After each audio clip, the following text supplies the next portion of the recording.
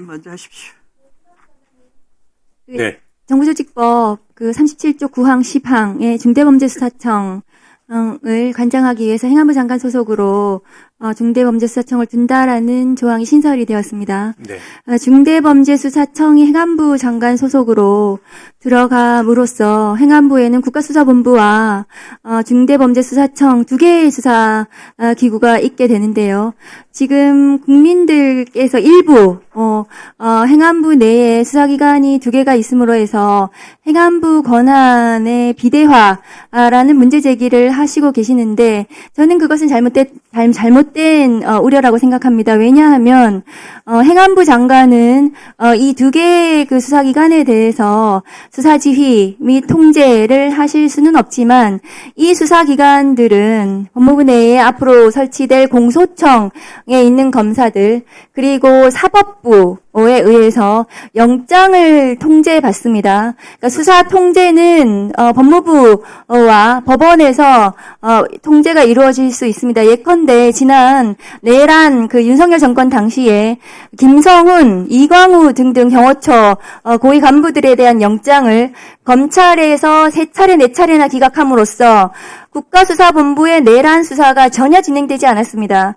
그러니까 이 행안부 내에 이 두 개의 국가 수사 조직이 들어간다 하더라도 그 수사권이 비대화된다라든가 통제받지 않는다라든가 이런 우려는 행안부 내에 중수청을 두지 않으려는 일부 정치 검찰들이 법무부 내에 중수청을 둬야 된다는 그런 주장을 하기 위해서 하는 그런 잘못된 비판이라고 생각합니다. 행안부 장관님께서 앞으로 중수청을 행안부 내에 두게 될 텐데 이에 대한 생각을 좀 말씀해 주셨으면 좋겠습니다. 네, 존경하는 박은정 의원님 말씀에 저는 전적으로 동의를 하고요. 검찰에 의한 사법 통제 하에 있기 때문에 행안부가 권력이 강화될 이유는 크지 않다 이렇게 생각을 합니다. 오히려 이 과도한 검사에 의한 과도한 사법 통제로 수사권이 제대로 행사되지 않을 때 어떻게 할 것이냐라고 하는 것을 더 걱정하는 것이 현실적인 문제가 아닐까 생각합니다. 네, 검사들은 그동안 경찰의 수사를 자신들의 입맛에 따라서 방해하기도 하고 수사를 제대로 못하게 하기도 하고 또는 사회적 이목이 집중되는 성과가 있는 공과가 있는 사건들을 경찰로부터 뺏기도 하고 그런 수사권 전횡을 행사해 왔습니다. 그런 일이 발생하지 않기 위해서는 행안부 내에 중대범죄수사청과 국가수사본부가 수사권만을 가지고 제대로 된 수사를 할 수 있도록 행안부에서 제대로 그것을 감독하고 하셔야 된다고 저는 생각을 합니다. 수사권은 국가가 인정하는 폭력이기 때문에 그것이 제대로 이루어질 수 있도록 저는 그것이 제대로 작동될 수 있도록 행안부에서 그 준비에 만전을 기하셔야 된다고 생각합니다. 행안부에서 진행되는 수사 조직 두 개의 국가수사본부와 중수청의 수사에 있는 수사 인력들이 제대로 수사권을 행사할 수 있어야 한다. 라는 말씀을 좀 드리고 그 권력을 남용할 거라는 우려에 대해서는 저는 그것은 기우에 불과하다. 수사권과 기소권, 영장 청구권, 공소 취소권, 수사 종결권을 모두 가진 검찰이 그 모든 권한을 행사했을 때 그것이 남용되고 왜곡되고 해서 심지어 윤석열 정권에서 윤석열이라는 정치검찰 괴물 정권이 발생을 했던 것이고요. 그러나 수사청이나 국가수사본부가 행안부에서 제대로 된 수사권을 행사한다면 그것이 국민을 위한 수사권의 행사가 될 수 있을 것이다. 저는 생각합니다. 왜냐하면 제대로 된 초동 수사 단계에서의 민생 범죄, 사회적 약자에 대한 범죄들은 경찰이 훨씬 더 수사를 잘합니다. 아마 중수청으로 가게 된 이 수사 인력들도 전문성을 가지고 훨씬 더 잘할 거라고 저는 생각을 합니다. 수사권을 가지고 기소권을 가지고 거래를 하거나 약속을 해주는 이런 그동안의 잘못된 행태를 반성을 하고 제대로 된 수사권을 행사할 수 있도록 행안부에서 그 준비에 만전을 기해주시기 바랍니다. 네, 철저하게 준비를 해서 제대로 된 수사기관을 만들도록 하겠습니다. 이상입니다. 네, 수고하셨습니다. 다음은 아까 조배숙 의원님, 나경원 의원님, 각규택 의원님이 신청하셨습니다. 토론을. 네. 조배숙 의원님 먼저 하십시오. 순서 그냥 거수하신 순서대로 합니다. 네. 우리 윤호중 의원님, 윤호중 의원님, 네. 예, 장관이 되셨는데, 예. 지금 보니까요, 이 정부 조직법이 지금 엄청나게 우리 사회를, 구도를 지금 막 흔드는 거 아닙니까? 그렇죠. 굉장히, 부처가 서로 이렇게 통합도 되고, 또 분리도 되고, 굉장히 어떻게 보면은 큰 일인데요. 그죠? 근데,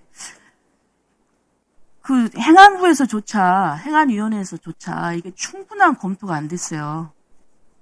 그리고 행안위원, 제가 이제 상임위 하는 거를 동영상으로 좀 봤거든요.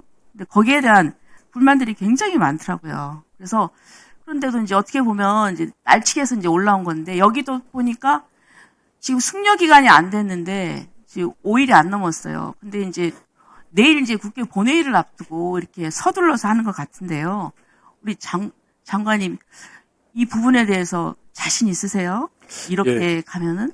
예, 지금까지 조배숙 의원님도 선배 의원님이시고 오랫동안 의정 생활 하시면서 보셨겠지만, 새 정부가 출범할 때 정상적으로 출범한, 그러니까 인수위가 있는 정권 출범의 경우에도 정부 조직법 개편을 하는데 많은 심사 기간을 그렇게 길게 하지 않았습니다. 그래서 그래요? 그런데. 예. 지금은 더군다나. 그런데요. 예. 아니, 잠깐만. 제 얘기는 그래도 제대로 된 토론이라도 있어. 아니, 우리가 꼭 잡겠다는 거 아니에요. 그쪽은 우리 윤석열 정부 출범할 때 6개월이나 붙잡았어요. 하지만 붙잡겠다는 게 아니야. 하지만 제대로 된 토론을 해야 될 거 아닙니까? 그래서 저는 이제 여러 가지 지금 검찰이나 특히 검찰 폐지에 관련된 이런 부분도 논의를 하고 싶지만 제가 오늘은 이 부분을 좀 말씀드리고 싶습니다. 여성가족부를 성평등 가족부로 개편을 했어요. 네. 그죠? 예. 장관님, 성평등이라는 용어가 뭡니까? 양성평등은 쉽게 들어오는데 지금 성평등이라고 해요? 성평등의 개념이 뭡니까? 예, 성별에 따라서 차별하지 않는 것이. 예, 그러면 그게 성평등이 양성평등입니까? 아니면은 그 위에 성을 포함하는 성평등입니까? 예, 헌법 제11조에 차별 금지 차별 조항이 금지, 있지 않습니까? 예. 그런데 우리나라 성별에 헌법상 따라서 인정되는 차별하지 않는다. 예, 그러면 그 성이 뭡니까? 여성입니까? 남성입니까? 또 다른 성이 있나요? 저는 다른 성이 있는지는 모르겠습니다. 그런데 그러니까 여기 굉장히 중요한 지점입니다. 지금 여기 성평등 해가지고 어떤 분들은 양성평등의 줄임말로 알아요. 근데 그게 아니에요. 지금 성평등이라고 하면은 젠더라고 해가지고 성을 자기가 선택할 수 있다. 이래서 지금 미국 같은 경우는요, 2016년도에 뉴욕시 인권위원회에서 등록된 성만 31가지입니다. 띄워주시겠어요? 그 다음에 페이스북, 지금 메타라고 그러죠? 미국 페이스북에서 등록할 수 있는 성이 몇 개냐면요, 58개. 영국은 70개예요. 자, 그 다음에 띄워주세요. 자, 이것 때문에 굉장히 많은 부작용이 나타났어요. 지금 트랜스젠더 해가지고 수영선수 해갖고 여성 대회 참석해가지고 메달을 석권하고 있습니다. 그리고 또, 구치소, 교도소에 자기 여성이라고 해가지고 들어갔는데 성폭행하고요. 자, 그럼 이 부분은 이제 역설적으로 하도 이 부분에 반대 운동을 하다가 이제 자기가 그냥 그럼 나 여성이다 하고 이제 들어간 이런 그런 건데요. 자, 그런데 이렇게 외국에서는 여기에 대한 부작용이 심해가지고 여기에 대한 반성이 일어나고 있어요. 그래서 우리는 아직 그런 등록 제도를 가지고 있거나 그렇지 않지 않습니까? 그런데 이 용어가 위험하다는 것이죠. 이 용어의 그것은 의미가 헌법재판소에서도 성평등이라는 단어는 헌법에 배치되지 않는다는 판결도 있었습니다. 그런데요. 근데 그렇게 이 단어는 굉장히 중요합니다. 용어 굉장히 교묘하게 들어오거든요. 그래서 이 성평등이라는 얘기가 이 사회적인 합의가 되지 않은 말이에요. 그리고 지금 또 보여주세요. 지금 그래가지고 다 알고 계시는 얘기고요. 그 다음에 또, 그래서 이제 결국 트럼프는 이 세상에서 남성과 여성 두 가지 성별만 있다. 그 다음에 또 돌려주세요. 영국에서는 대법원에서 사람은 남성과 여성뿐이라 이런 판결까지 내렸습니다. 지금 이 서구에서는 이런 부작용 때문에 이렇게 남성, 여성으로 돌아가고 있는데,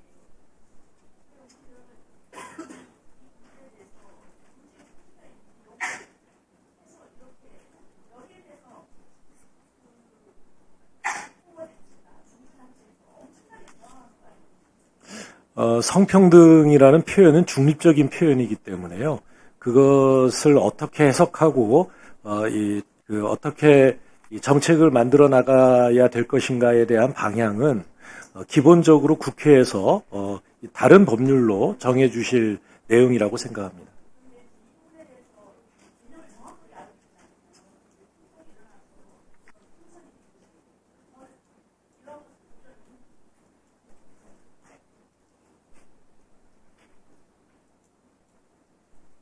네, 김영민 의원님.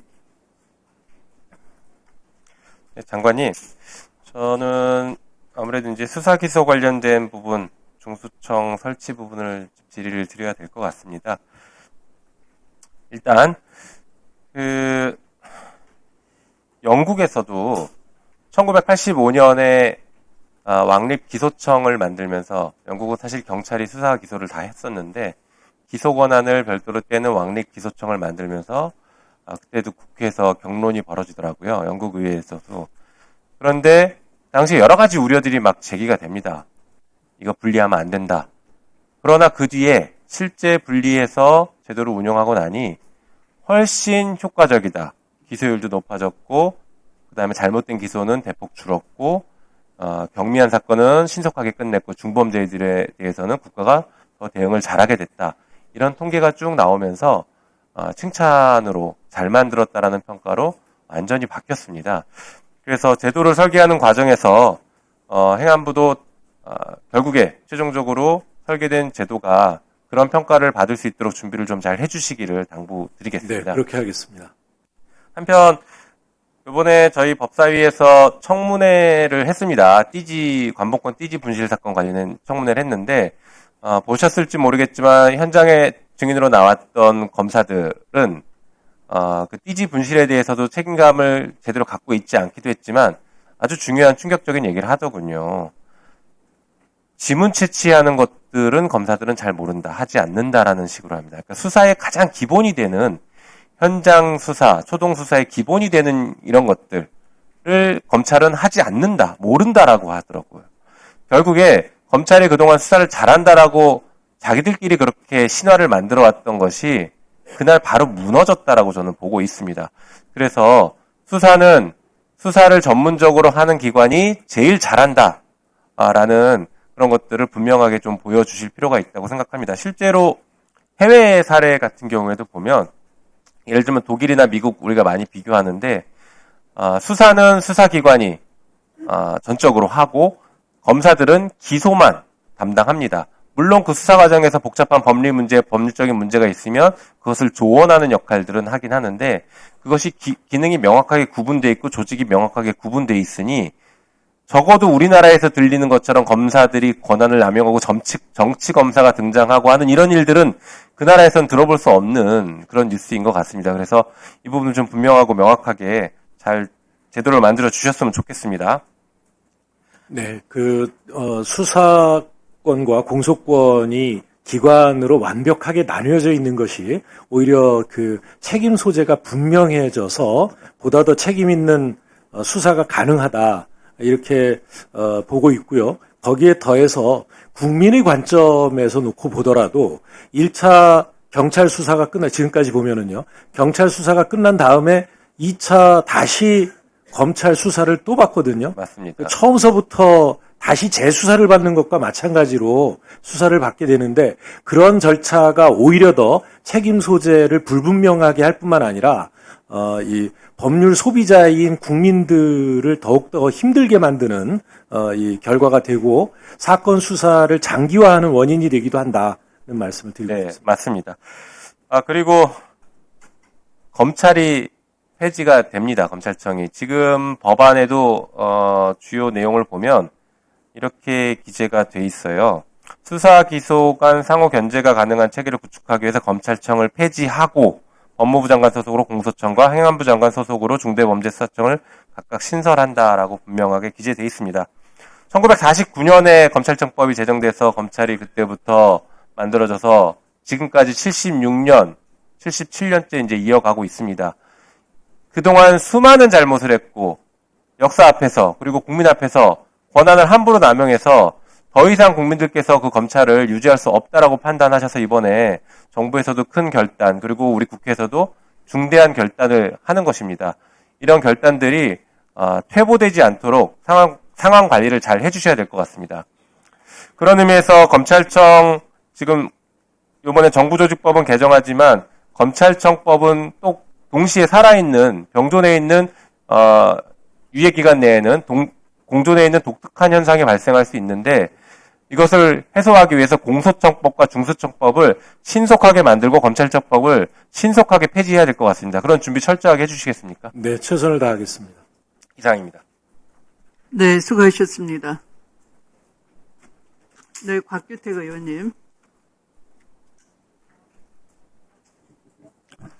넘어갑니다. 예, 오늘 그 정부 조직법 개정안의 사실 가장 큰 핵심과 관심은 뭐 검찰청 폐지일 겁니다. 근데 검찰청 폐지와 관련된 주제를 행안부 장관님한테 질의한다는 것 자체가 참 굉장히 어색하네요. 지금 검찰총장이라는 그러니까 직은 헌법에 나오는 직이죠. 그런데 지금 이재명 정부 출범한 지 거의 지금 한 4개월이 다 돼 가는데 검찰총장을 임명을 안 하고 있어요. 검찰총장을 공석으로 두고 있습니다. 지난번에 우리 검찰청 이 폐지와 관련해 가지고 법사위에서 청문회를 했었습니다.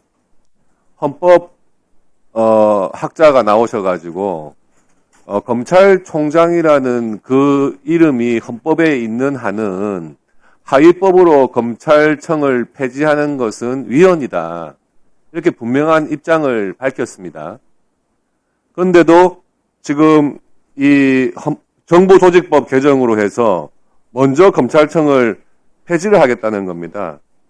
이것은 명백한 헌법상의 근거를 가지고 있는 검찰총장이라는 이름에 정면으로 배치되는 위헌성이 아주 높은 법률 개정이라고 보여지고요.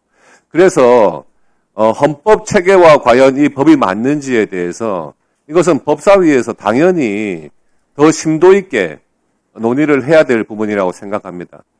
행안부 소관 법률이라고 해가지고 행안부 장관님께서 뭐 결정하거나 답변하실 문제는 아니라고 생각을 하고 법사위에서 보다 심도 있게 다뤄야 될 문제다. 이렇게 말씀을 드리고요. 지금 중대범죄수사청에 대해서 그동안 이 조직을 뭐 행안부에 두는 게 맞느냐, 법무부에 두는 게 맞느냐에 대해서 많은 논란이 있었습니다. 어느 것으로 한다도 장단점은 있겠죠. 그런데 지난 그 법사위에서 했던 청문회에 민주당 측에서 이제 채택한 증인도 나오셔가지고 중대범죄수사청까지 행안부 장관 수속으로 두는 것에 대해서 이건 분명히 권한 비대화의 우려가 있다.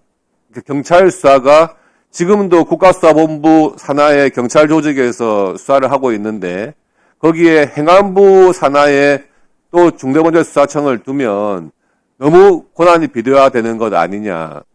그분이 뭐 그렇게 말한 데에는 다 그만한 이유가 있지 않겠습니까? 이런 부분에 대해서도 우리가 법사위에서 다시 한번 심도 있는 논의를 해야 된다고 생각을 하고요. 장관님, 지금 중대범죄수사청을 새로 만들려면은 여기 개정안에도 나와 있지만 조직이나 직무 범위 그 밖에 필요한 사항은 따로 법률로 정한다고 돼 있지 않습니까? 중대범죄수사청 설치법에 대한 법안을 지금 만들어져 있는 상태입니까? 중수청법과 기소청법은 앞으로 만들어질 법안입니다. 기간을 두기 위해서 지금 이 검찰청 폐지를 비롯한 이 정부 조직법상의 이 관련 조항의 시행을 1년 유예하게 되는 거죠. 지금 그 법이 안 만들어져 있는 건 맞지 않습니까? 그렇습니다. 저는 이것도 굉장히 국민들에 대한 눈가림이라고 생각을 해요. 이렇게 중요한 지금 중대범죄수사청을 만들면서 그 설치와 조직, 직무 범위, 권한 이런 것에 대한 어떠한 초안도 없이 정부 조직법에 한 줄을 끼워 넣어가지고 이것부터 통과시킨 다음에 나머지는 그 목적에 맞춰가지고 또 국회에서 일방적으로 법을 만들겠죠. 국회에서 충분히 논의를 해서 바로 이 저는 그게 법사위원회에서 굉장히 논의해 주실 법이 예, 눈가림하는 것이 생각을 합니다. 폐지법과 정부조직법이 올라왔으면 그에 맞는 새로운 기관의 설치에 관한 법률은 당연히 같이 심사를 해야 되는 겁니다. 그래야 체계가 맞는지 우리가 심사를 할 수 있을 거 아닙니까? 법사위에서. 지금 이렇게 한 줄 들어간 것을 가지고 우리나라 수사체계, 형사사법 체계를 완전히 바꾸겠다는 이 중요한 법을 이렇게 한 줄짜리를 먼저 넣어서 통과시킨 다음에 그 다음에 설치법을 논의하자. 이것은 법사위의 이 체계잡고 심사 권한을 완전히 무력화시키는, 그리고 국민들께 과연 중수청의 실체가 무엇인지, 중수청이 들어왔을 때 어떤 문제가 있는지 이런 것을 속이고 지나가게 하는 거예요. 이거는 법사위에서 분명히 다시 심도 있게 논의를 해야 된다. 네, 위원장님 답변을 네. 드려도 되겠습니까? 네. 우선 이 곽규택 의원님께서 말씀하신 위헌 이 소지가 있다라고 하는 말씀에 대해서는 저희 정부 입장에서 동의하지 않습니다. 검찰총장이라고 하는 단어가 이 헌법에 들어있는 이유는 공소권을 가지고 있는 기관의 장은 국민의 이 권리와 자유에 심각한 영향을 미칠 수 있으므로 국무회의의 심의를 거쳐서 신중하게 임명하라는 것이지 검찰총장이라는 그 직위만을 표시하고 있는 것이라고 보기 어렵고요. 그리고 또한 헌법에는 검사의 그 사무에 대한 규정은 있으나 검찰청이라는 단어는 어디에도 존재하지 않는다라고 하는 점을 말씀드리고 싶습니다. 예, 그리고 그 중수청뿐만 아니라 검찰청법 폐지 법안과 기소청법 이 설치 법안, 기소청 설치 법안에 대해서는 이 법사위원회에서 충분히 논의해서 저희가 기관 설립을 할 수 있도록 이 조속한 시일 안에 법안을 심의해 주시면 감사드리겠습니다. 네, 수고하셨습니다.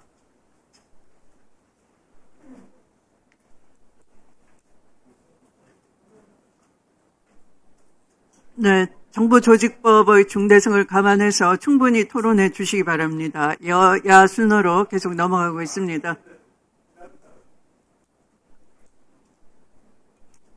네, 최혁진 의원님. 예, 행안부 장관님. 행안부가 어쨌든 공무원 인사조직을 총괄하고 계신데요. 지금 정부 조직 개편이 이루어지고 있는 이 혼란스러운 틈을 타서 내란 계엄에 동조한 것으로 추측이 되는 고위공직자들이 몰래 해외로 도피하거나 이런 일들이 반복되고 있습니다. 제가 지난 9월 10일에도 법제사법위원회 전체회의에서 법무부 장관께도 질의를 한 바 있습니다. 특검 수사를 위해서 ADB에 파견되어 있는 김동일 전 예산실장 즉각 송환이 필요하다. 그리고 지금 최근에 또 신중범 전 경제금융비서관 싱가포르 암로 파견을 좀 중단시켜달라고 말씀드린 바가 있는데요. 그래서 이제 기재부 쪽으로부터 제보를 받은 내용입니다. 지금 신중범 전 청와대 경제금융비서관 같은 경우는 윤석열 정부 말에 경제비서관을 했죠. 최상목의 최측근으로 지목되는 인사인데 오는 9월 27일부터 싱가포르 암로 행정 담당 부국장으로 임기를 시작한다고 합니다. 연봉이 무려 이제 한 30만 달러 이상이 됩니다. 문제는 이게 굉장히 이례적인 일이라는 겁니다. 암로는 통상 기재부 과장급이 파견 나가던 자리인데요. 지금 신중법은 국장, 실장급 고위직을 역임한 사람인데 이 사람이 기재부 과장급이 나가는 국제 업무를 담당하는 과장급이 나가는 자리를 갑자기 나간다라고 하는 것도 이상하고요. 또 요번에 정부 조직 개편을 명분으로 1급들을 일괄 사퇴를 했는데 신중범을 끼워서 사퇴를 서둘러 퇴직을 시켰습니다. 제가 볼 때는 이거 수사를 피해서 공무원 연금 챙겨주도록 길을 열어준 게 아닌가라고 생각을 합니다. 그래서 지금 보면 그 기재부 고위 인사 라인이 직접 개입했다는 제보까지 이어지고 있는데요. 제가 볼 때는 기재부 인사 라인이 아직도 윤석열 정부의 그늘에서 벗어나고 있지 못하다라는 생각이 되고 최상목도 뒤에서 이 작업들을 했을 가능성이 높다라고 생각을 합니다. 이런 사람들이 수사를 받고 증언을 하게 되면 본인의 국정농단 개입이나 내란 개입에 대한 여러 가지 것들이 드러날 우려가 있다 보니까 그 ADB도 왜 제가 송환을 해야 된다라고 말씀드리냐면 역대로 기재부가 ADB 파견자는 국제업무 담당하는 실장 1급 차관보가 가던 자리입니다. 근데 갑자기 전례를 깨고 예산실장 김동희를 보냈습니다. 더구나 ADB 전임자가 유상민인데 임기가 아직 끝나지 않았어요. 임기도 끝나지 않은 사람들을 굳이 본국에 귀국을 시키고 김동희를 보냈습니다. 굉장히 이상한데요. 시점이 최상목이 직무대행을 맡던 시기에 이런 식의 일처리가 이루어졌습니다. 저는 계엄 예산 또 그 내란 관련 예산들에 대한 것들을 만지던 주체들인데 이 사람들을 긴급히 해외로 빼돌렸다라고 하는 생각이 들고요. 그리고 지금 기재부에 제가 이 문제와 관련해서 이의 제기를 하니 임기가 있기 때문에 못 데려온다 그러는데 유상민은 어떻게 임기가 남아있는데 데려왔는지, 그리고 제가 확인한 바로는 기재부 장관의 인사 조치로 인해서 얼마든지 본국 송환이 가능한 사람이라고 이야기를 들었습니다. 그래서 어쨌든 이번에 정부 조직 개편 과정에서 오늘도 교육부도 우크라이나의 장학금 문제 같은 그런 국정농단에 개입한 뉴스 보도도 나왔는데요. 이번에 정부 조직 개편을 활용해서 고위직 인사 조치를 몰래 활용해서 본인들의 공무원 연금을 지키고자 또는 본인들의 법적 책임을 피하기 위해서 해외로 도피하거나 이런 사례들을 반드시 좀 막아주셨으면 좋겠고요. 제가 이 문제에 대해서 왜 자꾸 관심을 갖냐면 최상목 때문에 그렇습니다. 최상목은 박근혜 정권 때 국정농단의 중심에 있었던 아주 핵심인데 이 최상목 같은 경우에 당시에 국정농단에 대한 수사가 이루어질 때 몰래 해외로 도피한 바가 있습니다. 필리핀에 있는 모 대학에 가서 겸임 교수를 하면서 숨어 있다가 전국이 잠잠해지니까 또 몰래 귀국을 해가지고 윤석열 정권 창출에 상당히 기여를 했고 그 이후로도 전혀 성찰이 없이 국정농단과 비상계엄의 핵심 인물이 됐습니다. 이런 일이 계속 반복되는 이유는 고위직에 있는 사람들이 이런 큰 문란이 생기거나 불법적 행위가 밝혀질 것 같으면 해외로 숨어 있거나 잠시 몸을 낮추고 있다가 다시 또 불법적인 세력과 정치적으로 결탁해서 자신들의 지위를 공고히 하는 일들이 반복적으로 되고 있기 때문에 이번에는 다시는 그런 일이 없도록 행안부에서도 정부조직 개편 과정에서 이런 부분까지 철저하게 보시고 이런 의심이 되는 자들 같은 경우에는 절대 해당 부처에서 해외로 도피시키거나 이런 일이 없도록 조치해 주시고 특검을 통해서 철저한 수사를 받을 수 있도록 그렇게 조치해 주실 것을 부탁드립니다. 예, 해당 부처에 제대로 전달하도록 하겠습니다. 네. 네, 수고하셨습니다. 네, 다음은 나경원 의원님. 네, 먼저 이 정부 조직법, 새 정부 출범에 저희가 협조할 것은 협조해 드려야 됩니다. 그런데 너무 졸속이다. 일단 숙려 기간이 되지 않은 법안을 이렇게 올려서 저희 급하게 이렇게 하는 것은 사실상 가장 중요한 어떻게 보면 새 정부 출범의 근간을 마련하는 것인데 이것은 정말 졸속 중의 졸속이라는 말씀을 지적을 드리고요. 우리 법사위가 언제부턴가 2소위에는 회부를 안 합니다. 우리가 관행적으로 1소위 위원장은 여당 간사인 김용민 위원님, 그리고 2소위 위원장은 야당 간사가 맡게 돼 있습니다. 그러나 2소위를 완전히 형해하고 2소위에 어떤 법안도 지금 회부를 하지 않고 있는데 이 정부조직법이야말로 2소위를 회부하는 것이 맞다라는 말씀을 드립니다. 그러면서 행안부 장관께 질의하겠습니다. 행안부 장관께서 아까 이런 말씀하셨어요. 검찰총장이 헌법에 명시되었지만 그러나 공소를 제기하기 때문에 중요해서 있지 그것을 헌법상 기구는 아니다. 그래서 검찰청이 헌법상 기구는 아니다. 이런 얘기를 하셨죠. 네네. 그러면 자 이제 공소청을 만들게 되면 이렇게 되면 어떻게 됩니까? 공소청장이 검찰총장을 대체하는 겁니까? 그러니까 이제 헌법에는 헌법 90조 16호에는 네. 검찰총장이 명시돼 있잖아요. 그러니까 지금 말씀들은 법률로 헌법을 바꾸겠다는 말 아닙니까? 그런 뜻이 아닙니다. 아니 그러면 헌법에 있는 검찰총장은 어떻게 됩니까? 그러면 공소청장은 국무회의 심의를 안 거쳐도 됩니까? 공소청장은 헌법 정신에 따르면 국무회의 심의를 받아야 된다고 생각합니다. 아니 그러니까 헌법 정신에 아니 그게 무슨 말입니까? 지금 국무회의에 심의 사항으로 검찰총장이 있는 거예요. 검찰총장 임명할 때 국무회의 심의를 받아야 되는 거예요. 지금 논리라면 법률로 헌법을 바꾸는 거 아닙니까? 헌법에는 검찰총장에 대해서 국무회의 심의 임명에 대해서 심의를 받으라 그랬는데 공소청장으로 정해서 공소청장을 헌법상 검찰총장으로 본다. 이렇게 해서 바꾸겠다는 거 아닙니까? 그러니까 저희가 위헌이라고 지적을 하는 겁니다. 없습니다. 아니 그게 민주당의 논리였고 그동안 그렇게 지적들을 했습니다. 안 그러면 이거 헌법 위반입니다. 공소청장을 국무회의 심의를 거쳐도 위반. 헌법에 검찰총장이 위반되는 사항은 날아가는 아니라고 것도 생각합니다. 헌법상 기구 오히려 헌법 정신을 헌법상 존중하는 일이 기구가 아니기 있습니다. 제가 질의하는 거니까 좀 이따 답변을 하세요. 답변 기회를 드릴 테니까. 그래서 저희는 위헌이라는 말씀을 드리는 겁니다. 헌법상 기구인 검찰총장을 검찰청을 이렇게 법으로 검찰청은 바꾼다. 헌법기관이 아닙니다. 제가 질의할 때 답변하세요.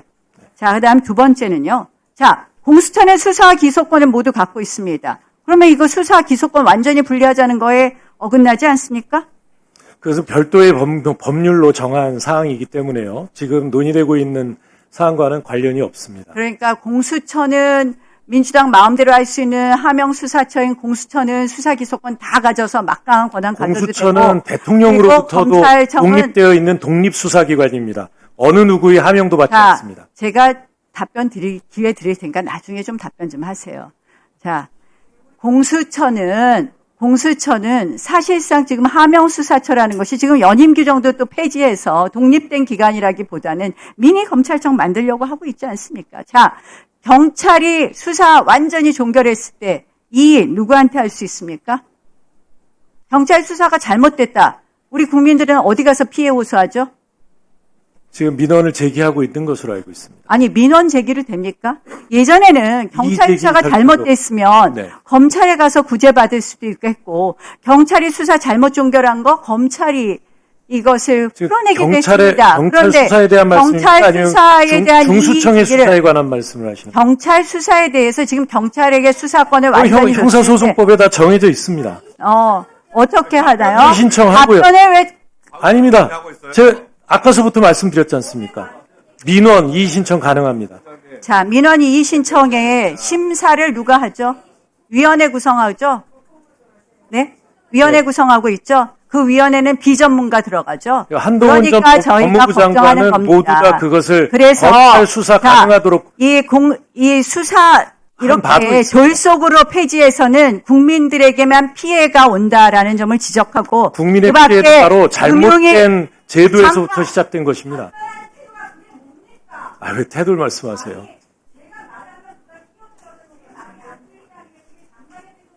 아니 질문이 잘못된 개념의 나경원 의원님 질의 시간이 끝났습니다. 마무리해 주시기 바랍니다.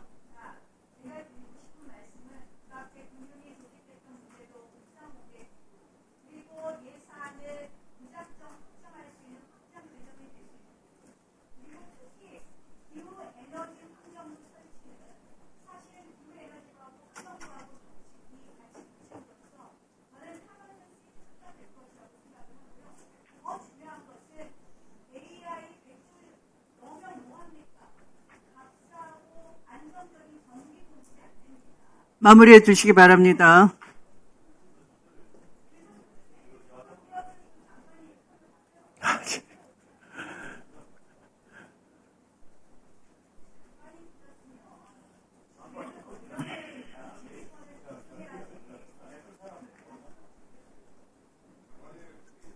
네, 제가 볼 때는 나경원 의원님께서 곽규택 의원님, 나경원 의원님께서 질의를 하실 때 장관은 그 해당 질의에 대한 답변을 즉각 하느라고 애쓰고 있는 모습이 보였습니다.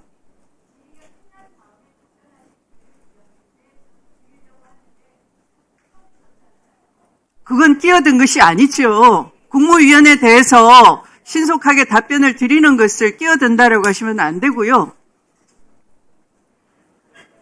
나위원도 시비를 위한 질문보다는 그러게요. 적당히 하시기 바랍니다. 또 질의하실 위원님 안 계십니까?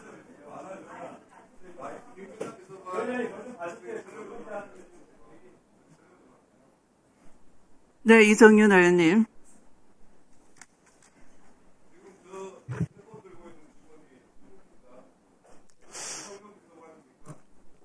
예, 현주식을 위원장님도 아닌데 왜 중단합니까? 예? 위원장님도 아닌데 왜 중단시켜요?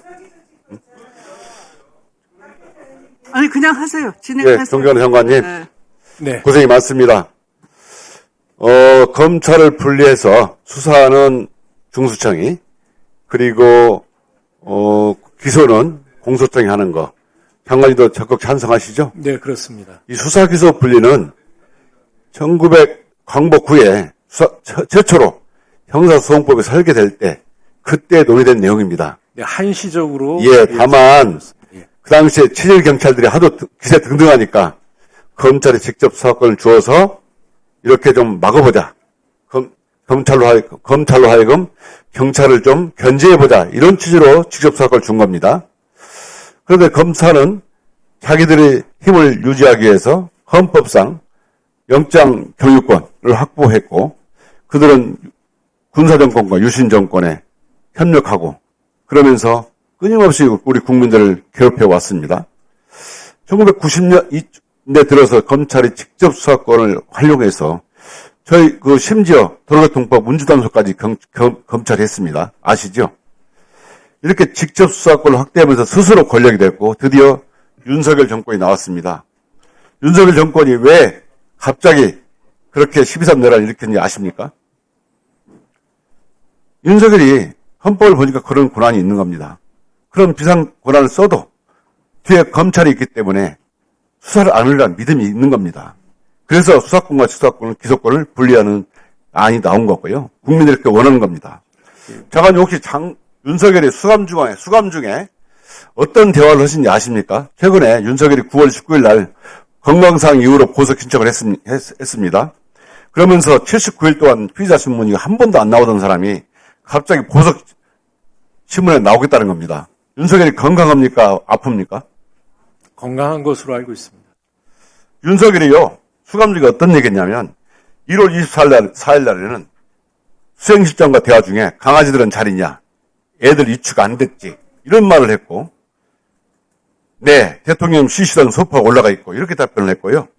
2월 10일에는 국민의힘 의원들이 면회 와서 대화 중에 뭐라 했냐면, 나야 술 안 먹고, 술도 못 먹고, 과식도 안 하니 건강은 좋다. 이렇게 말을 했어요. 또 2월 13일 날 강희구 실장과 대화 중에 술을 안 먹으니까 수행년이 한 달 정도 되었으니까 건강도 좋아지고, 이렇게 발언했습니다. 또 2월 21일 강희구 전 부속실장하고 휴대폰 반입 사건이 있었습니다. 이때 강희구 전 대통령실 간부가 구치소장 허가 없이 휴대전화를 반입했죠. 분석이를 말하기냐, 관저에서 나간 강아지들 잘 지내냐, 이런 걸 물었어요. 그럴 때 불법 반입된 휴대전화로 발견 사진을 보여줬다고 그래요. 또 8월 1일 날 김건희 1차 체포영장 집행 시도 거부하면서 변호사 접견 예정되어 있고 당신들과 할 얘기가 없다. 또 속옷 차림으로 내 몸에 손대지 마라, 돌아가라. 당신들하고 얘기하고 싶지 않으니 변호사랑 만나서 얘기해라. 이렇게 오만방자한 태도를 보이고 있어요. 이렇게 1년에 윤석열이 오만방자한 태도는 어디에서 나온다고 생각하십니까? 예, 제가 심리 속을 들여다볼 수는 없습니다만, 아직도 내란이 끝나지 않았고 종국에는 이 내란이 성공할 수 있는 여지가 있다라고 판단하고 있기 때문 아니겠습니까? 맞습니다. 주제거심처럼 내란이 안 끝났고요. 그 뒤에는 검찰과 사법부가 있다고 믿을 수도 있는 겁니다. 그렇기 때문에 이번 정부조직법 개정안, 특히 검찰 수사와 기소를 분리해서 중수청으로 만드는 거, 공수처로 만드는 거, 국민들 대다수가 찬성하는 거 알고 계시죠? 네, 잘 알고 있습니다. 국민들이 염려하는 바도 알고 계시죠? 네, 네. 많은 의원들이 지적했지만 이번에 우리 행안부 장관님께서 참 잘 해주시리라 믿습니다. 국민들께서 지금 70년간의 일제 식민 잔재로 남아있는 형사사법 체제를 바꿔서 이제 검찰을 국민의 품으로 돌려주고 또 국민들이 정말 자신이 짓지 않는 행위로 처벌받거나 또는 자기가 지은 죄 이상으로 처벌받는 일이 없도록 꼭 제도를 잘 만들어 주시길 바랍니다. 네, 그렇게 하겠습니다. 네, 이상입니다. 네, 수고하셨습니다. 네, 다음은 주진우 의원님.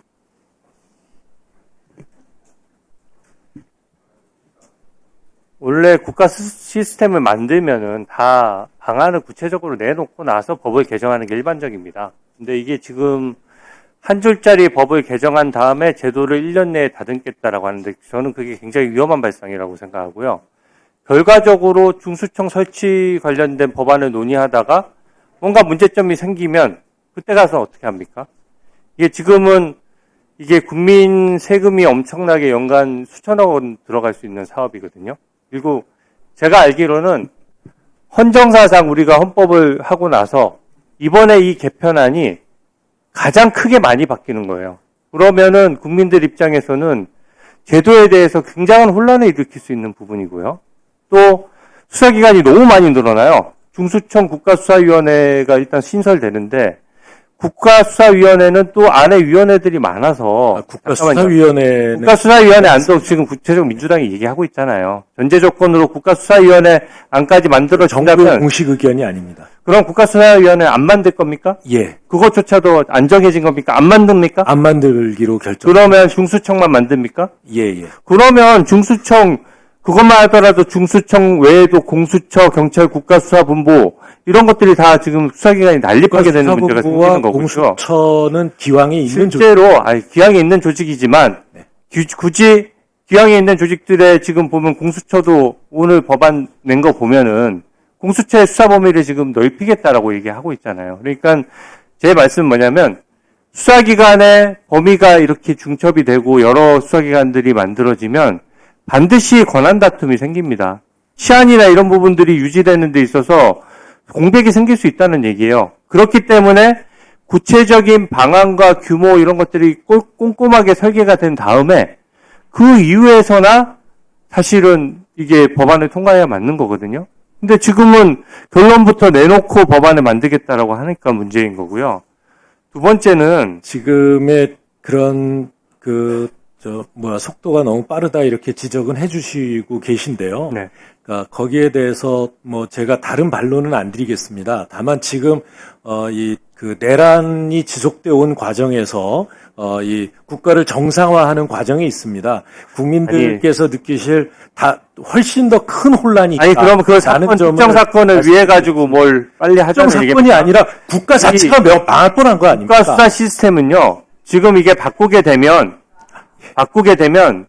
민생과 직결되는 범죄들을 다 관여되는 거예요. 모든 국민들이 제도를 새로 익히고 새로 이용해야 되고요. 지금 말씀 듣고 얘기하세요. 경찰하고 중수청 처음에 공수처 만들어지고 경찰이랑 검찰의 수사권 조정이 있었을 때도 그때 민주당이 주장했던 것들이 전부 다 더 빨라지고 더 효율적으로 될 것이라고 했지만 국민들이 지금 다 수사기관의 구제가 늦어졌다라고 다 생각하고 있어요. 실제 사건 통계가 보여주고 있습니다. 엄청 늦어졌어요. 근데 그 제도가 안착되기도 전에 이걸 다시 만들어서 또 새로운 제도에 국민들 보고 적응하라고 하는 겁니다. 이렇게 되면요. 법률 비용은 100% 늘어나게 되고요. 또 제도가 복잡해지니까 국민들 입장에서는 이용하기 어려워져요. 그래서 지금 1년이나 되는 유예기간을 만들었는데 아직 구체적인 방안을 얼마나 복잡하면은 미리 방안을 만들어서 내놓으면 될 일을 아직 1년이나 유예기간을 주고 방안조차 못 내고 있지 않습니까? 국가수사위원회? 안 만들더라도 그럼 중수청은 예산이 얼마나 될지 지금 대충이라도 추계가 나와 있습니까? 예산이나 조직, 또는 이제 대략의 규모는 이런 국민 돈을 부분은 쓰는데 그 정도는 나와 있어야죠.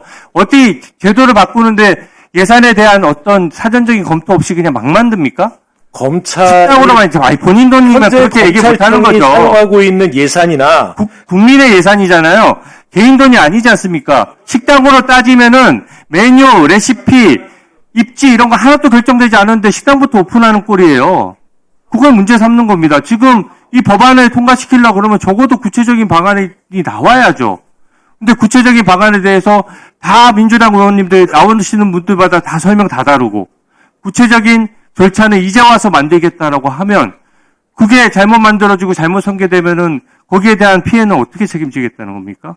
예산이 이게 연간 수천억 원이면 계속 한 해 한 해 일회성 예산이 아니잖아요. 계속해서 예산이 추가로 들어가는 부분인데 그 부분에 대해서 어떻게 지금 1년 내에 다 설계하고 그 부작용을 다 어떻게 막을 수 있습니까? 한번 말씀해 보십시오. 그 설계는 그렇게 오래 걸릴 일이 아닙니다. 그럼 미리 하셔야죠. 아니, 오래 지금, 걸릴 일이 아닌데 왜 안 하세요? 지금 정부가 준비 기간 없이 이제 100일 지났습니다. 이제 100일 지났는데 그 안에 다 만들어내지 않으면 이 모든 일을 해서는 안 된다. 정부 조직법 개정을 해서는 안 된다. 이렇게 말씀하시면 안 됩니다.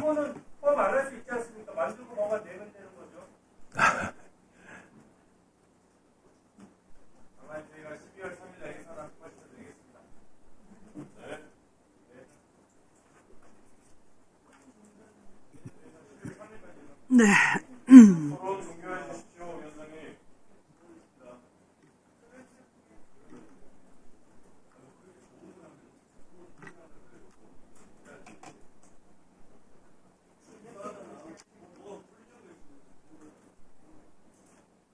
그 지금 행안부 장관님 답변에 덧붙여서 제가 이 부칙 조항을 보니까 공포 후 1년이 경과한 날로부터 시행하고 부칙 7조에 따라 개정되는 법률 중에 이 만약에 그 경과한 날 1년 경과한 날로부터 시행되는데 공소청과 중수청에 대해서 법무부와 행안부에 각각 설치하고 검찰청을 폐지하는 법률을 1년 안에 하지 않는다면은 이게 무의로 돌아가게 돼 있는 거네요. 그래서 주진우 의원님이 걱정하는 것은 우리 안 하셔도 되겠습니다. 네, 당연히 의무 규정으로 되어 네. 있네요.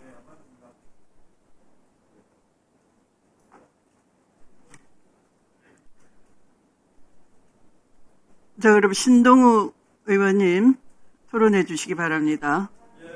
다른 기회 주셔서 고맙습니다. 제 본안 질문 전에 짧게 한마디만 좀 양해 부탁드리고 말씀을 드리겠습니다. 지난 법사위원회 때 이제 그쪽 야당 의원석에서 저희 당 의원을 향해서 이제 카메라를 얼굴에 대놓고 찍는 것 때문에 논란이 있었고 그 당시에 그래서 저희 의원들이 강하게 좀 일단 내려놔라라고 얘기했는데 끝까지 저쪽 비서진에서 말을 듣지 않고 이제 끝까지 카메라를 찍었어요. 그래서 이제 오늘 저희 비서진들이 보좌진들이 찍으니까 역시 민주당도 기분 안 좋으셨잖아요. 그래 발끈하셨잖아요. 그래서 우리가 이런 것들은 적어도 우리가 보좌진들까지 이런 우리 여야 의원들끼리 싸우는 것은 좋지만 보좌진들까지 큰 소리를 듣게 만들고 하는 것은 저는 국회의원들의 태도가 아니라고 봅니다. 근데 우리 서영교 의원님 얼마나 못났으면 또 나가서 저희 비서 이름까지 기자들한테 큰 소리로 XXX가 누구야냐고 이렇게 말씀하시는 거는 정말 적절치 않고요. 앞으로도 그 논쟁이 있었는데 조금 전에 또 저쪽 분이 또 찍으시는데 이거는 좀 주의시켜 주십시오. 이게 뭐 찍어서 뭐 합니까? 다 공개돼 있는 회의고 개인적으로 모욕을 주기 위해서 찍는 거라든지 또는 내가 너 찍으니까 발언 조심해라는 이런 느낌을 주는 거지 않습니까? 그거 좀 조심해 주시기 바랍니다. 그리고 저희도 적절치 않다고 생각하고 있습니다. 그런 것들. 그런데 아까 김용민 의원님이 그만하자 그러시는데 먼저 하셨잖아요. 그러니까 그쪽에서 저희가 이 정도로 문제 제기를 하면 우리가 정말 고생하는 우리 비서진들 그 상대방 의원들에게 큰 소리 듣게 그런 거는 좀 하지 맙시다, 우리. 그 제안 드리고요. 윤호준 장관님 고생 네. 많으십니다. 저는 법률가가 아니기 때문에 내용적인 면에서 너무 많은 토론이 있어서 더 이상 제가 그 부분은 안 하겠는데, 제가 정말로 저도 개인적으로 걱정인 것은 우리 장관님 가서 고생하시는데 정말 장관님도 저는 좀 걱정이 됩니다. 왜냐하면 이게 일단 큰 설계도 일종의 집을 짓는다고 치면 설계도는 그려서 지금 던졌는데, 지금 장관님 답변하시는 거 보면 예산을 어떻게 충당할 것인지, 말하자면 집의 자재는 어디서 가져올 것인지, 이 자재는 공급이 가능한 것인지, 그럼 집을 지을 동안에 우리 식구들은 어디 이사갈 집은 있는 것인지, 길바닥에 나서서 이 추운 겨울을 나야 되는 건 아닌지, 이런 거에 대한 계획이 제가 보기에 전혀 없으신 것 같아요. 그 부분에 대해서는 절대 걱정 안 하셔도 됩니다. 그러니까 예, 걱정을 안 할 수 있게, 어쨌든 아까 이제 우리 존경하는 곽규태 의원님 지적하신 것처럼 정부 조직을 개편하면 같이 동시에 해야 될 것들이 있거든요. 검찰청을 없애면 그러면 중수청법은 기본 중에 기본은 우리가 이사 갈 때는 이사 갈 집을 먼저 마련해 놓고 이사를 계약서에 사인을 하는 것이지, 나갈 데도 없는데 할 수는 없는 거 아닙니까? 그런 걱정을 저만 하는 것이 아니고 정말 우리 많은 국민들이 하시고, 국민들뿐만 아니라 그 기관에 지금 일하고 계시는 그렇죠. 분들의 걱정일 수 있습니다. 지금 제가 듣기에는 전혀 신분에 문제가 생길 일이 없고요. 그러니까 그 공익을 위해서 하시던 일을 계속 하실 수 있고 국민을 위해 봉사할 수 있는 기회는 모두 드린다라고 하는 것을 전제로. 그 원칙적인 말씀은 당연히 그렇게 말씀하실 텐데, 그럼 예를 들어서 지금 검사가 한 4,500명 좀 되지 않습니까? 그분들은 그러면 제가 듣기로는 어디로 갈지 모르겠다. 그리고 검사의 신분이 변하는 것에 대해서 이게 어떻게 될지도 모르겠다. 이런 데에 대한 불안감이 굉장히 많은데, 그게 단순한 개인의 거취의 문제를 떠나서 대한민국 검찰청이 가져왔던 어떤 수사력의 비중이라는 게 있지 않습니까? 그럼 예를 들어서 이분들이 나 다 그만두겠다 그러고 검사를 그만뒀을 때, 그럼 우리 국민의 인권과 안전을 지켜서 해왔던 그 검찰력이라는 것이 그렇게 쑥 비었을 때, 그럼 도대체 이게 몇 년 만에 채워줄 수 있는 것인지, 그 공백이, 이런 부분에 대한 걱정은 안 할 수가 없습니다. 그런데 제가 참 답답하게 생각하는 것은, 저같이 법률도 모르고 검찰도 모르는 사람도 이런 걱정을 하는데, 정말 우리 검찰에서 정말 두각을 나타내서 고위 검찰까지 지낸 우리 민주당 의원님들이 검찰 당장 없애도 아무 문제 없다라고 자꾸 말씀을 하시는 것에 대해서 저 같은 사람은 정말 납득하기 어렵습니다. 검찰의 공소 기능은 남아 있고요. 공소 기능이 그다음에 그걸 담당할 검사는 당연히 있는 것 아니겠습니까? 공소 기능은 당연히 하는데 좋습니다. 저는 개인적으로 저 같은 사람은요, 저 같은 사람도 검찰에 대한 일종의 적의가 있습니다. 검찰이 잘못한 부분을 알고 있습니다. 그런데 그 부분이 있다고 하더라도 검사가 저가 개인을 위해 존재는 아니지 않습니까? 국민들의 인권 보호 그리고 재산권 보호하기 위해서 그동안 일을 해왔는데, 저 같은 사람이 하는 걱정보다 어떻게 더 검찰에서 평생을 봉직해 오신 분들의 걱정이 저렇게 심플하고 단순할 수 있을까? 그 걱정을 합니다. 답변 좀 부탁드립니다. 예, 저희도 현재 검찰청에서 일하고 계신 여러 검사들 또 검찰 수사관들의 여론과 의견을 잘 듣고 있고요. 오히려 이 수사 기능을 하지 않는, 그러니까 수사권을 내려놓은 순수한 기소기관으로서 또 공소 유지 기능을 하는 검사로서의 업무를 훨씬 더 보람 있게 일할 수 있을 것이다라는 그런 기대를 가진 분들도 많이 있다고 알고 있습니다. 그래서 그런 부분들에 대해서는 우리 법무부 소관이라 제가 대변할 내용은 아니겠습니다만, 검찰을 구성하고 있는 그런 공직자들의 소양 또 이 양식을 믿어주시는 게 어떨까 생각합니다. 네, 서영교 의원님. 신동욱 의원 정말 못났어요. 어떻게 마이크에다 대고 그런 얘기를 해요? 말을 조심하세요. 아시겠어요? 내가 뭘 그 허위사실인데? 내가 뭘 밖에 나가서 그런 얘기를 해요? 내가 어딜 밖에 나가서 그런 얘기를 해요? 여기에서, 이게 뭐예요? 여기에서 누가 받았는지, 자, 내가 보여줄게요. 신동욱 의원, 박민지 비서관, 그리고 또 신동욱 의원 또 어디 있어? 이게 모든 보좌진에게 갔다는 거예요. 여기에 그렇게 나와 있잖아요. 일정 받은 사람의. 그런데 아까 안 받았다면서요, 일정을. 아니, 아까 일정을 안 받았다고 신동욱 의원이 얘기했잖아요. 내가 나가서 전부 다 가지고 왔고, 일정을 모두 다 보냈잖아요. 그래서 일정을 보냈다고 했는데, 그러면서 여기에 나와 있는 이름, 곽규택 의원, 조배숙 의원 다 받은 거 아니에요? 다 공용 메일로 다 보낸 거 아니에요? 공용 메일로. 이거 그래서 보냈다고 했는데 안 받았다고 한 거 아니에요? 이보세요. 행정실에서 다 보냈다고 이야기를 하니까 가서 보냈냐고 확인할 때 그거였잖아요. 자, 계획서는 나경원 의원에게 보냈다고 얘기했잖아요. 계획서는. 계획서 받았어요? 안 받았어요? 나경원 의원실. 나경원 의원실 계획서 받았어요? 안 받았어요? 계획서는 나경원 의원실에게 보냈고 이 일정은 모두 다에게 보낸 거예요. 자, 정리. 자, 정리. 그런데 엉뚱한 말을 하니까 내가 이렇게 얘기하는 거예요. 자기가 사과해야 될 일을 마이크에다 대고 했기 때문에 그렇게 얘기한 거예요. 자, 정리를 하면 나경원 의원은 계획안을 받았어요. 받았으면 어떡하실래요? 계획안 받았으면 어떡하실래요? 계획안 갔으면 어떡하실래요? 그러니까 말 바꾸지 말고 계획안 갔으면 어떡하실래요? 계획안 갔으면 어떡하실래요? 계획안은 나경원 의원한테 갔고 이 일정은 모든 의원에게 공용으로 다 갔어요.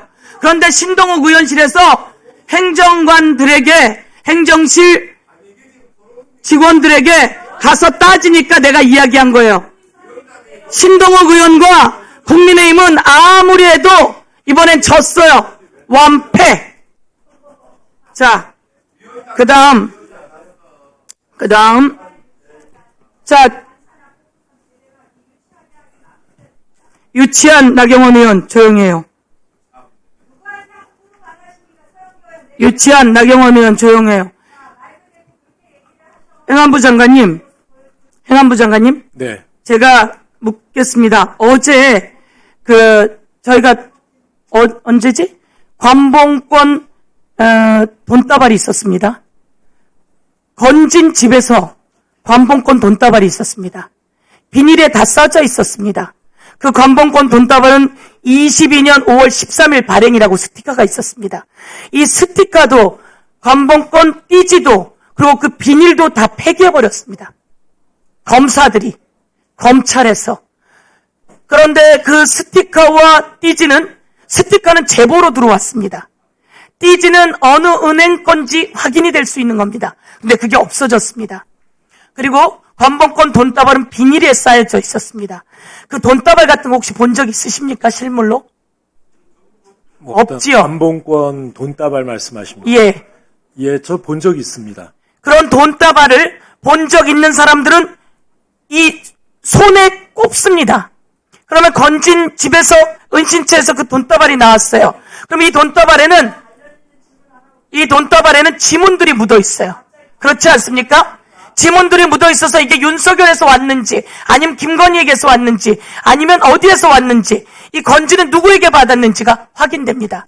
그런데 검사들이 그걸 뜯어서 버려버렸어요. 이거는 누군가 고위직에 관여되어 있을까봐 이것을 은폐하고 조작한 겁니다. 검사가 이렇게 하기 때문에 우리는 검사가 가장 훌륭한 줄 알았어요. 잘할 줄 알았어요. 그런데 그렇지 않았습니다. 그리고 그것을 은폐해놓고 그게 있으면 추적할 수 있다는 걸 몰랐다는 식입니다. 그러니 우리는 이제 검찰 조직은 수사에서 손을 떼고 기소만 하고 그리고 중수청을 통해서 수사를 최선을 다해서 잘하자. 이런 취지의 정부조직법 아닙니까? 맞습니다. 그런 취지의 정부조직법인데 그렇게 했던 검사들을 수사해야 되지 않겠습니까? 중수청이 가고 국수본이 행안부 산하에 경찰 조직으로 있으니 국수본에서 수사해야 된다고 저는 봅니다. 그 검사에 대한 수사권은 공수처가 가지고 있습니다. 검사에 대한 수사권은 공수처가 갖고 있는데 그건 고위직이 잘못할 때고요. 검사가 잘못한 것들은 경찰이 수사할 수 있습니다. 네, 검사의 그 위법 사실이 발견된 순간 공수처로 이첩하게 되어 있습니다. 그렇습니까? 그렇다면 공수처에서 이것을 수사해야 되겠군요. 네, 그래야 될 일이라고. 공수처와 국수본 모두 다가 이런 것을 전 수사할 수 있다고 생각합니다. 국수본, 경찰, 공수처 지금도 현재는 검사가 수사할 수 있습니까? 수사관에 대해서는 국수본이 수사할 수 있습니다. 그러네요. 그러면 다 수사할 수 있는 범위네요. 네네. 꼭 수사해서 진실을 밝혀줄 수 있게 행안부 장관으로서 임무를 주셨으면 좋겠습니다. 네, 그렇게 전달하겠습니다. 네, 이상입니다. 네, 그러면 대체로 의원님들이 다 토론에 참여하셨습니다. 그러면 의결해도 되겠습니까?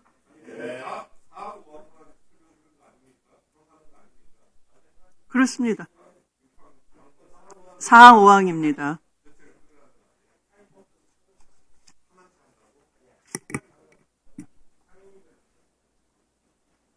사항 5항입니다.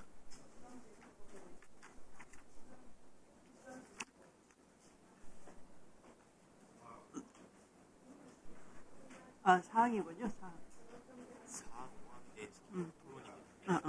네. 그러면 지금 여기로 넘어가면 되잖아요? 여기 넘어가면 되죠?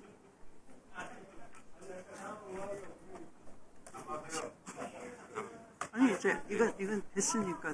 토론 충분히 했으니까. 그러면 의사일정 제4항에 대하여 정부조직법 일부 개정 법률안은 전문위원이 수정한 부분은 수정한 대로, 그 외의 부분은 원한 대로 의결하고자 하는데 이의 없으십니까? 네, 조배숙 의원님 등으로부터 이의가 있으므로 국회법에 따라 것으로 표결하겠습니다. 먼저 찬성하는 위원님은 손을 들어 주시기 바랍니다. 네, 내려주십시오. 다음 반대하는 위원님은 손을 들어 주시기 바랍니다. 네, 내려주십시오. 다음으로 표결 결과를 말씀드리겠습니다. 재석위원 총 15인 중 찬성 11인 반대 4인으로 가결되었음을 선포합니다.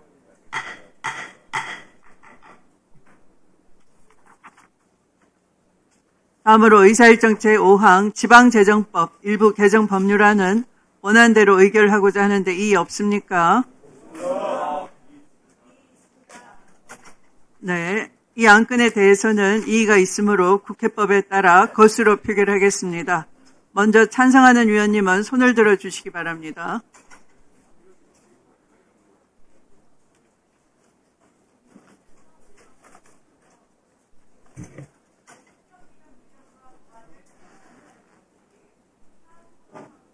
내려주십시오. 다음 반대하는 위원님은 손을 들어 주시기 바랍니다.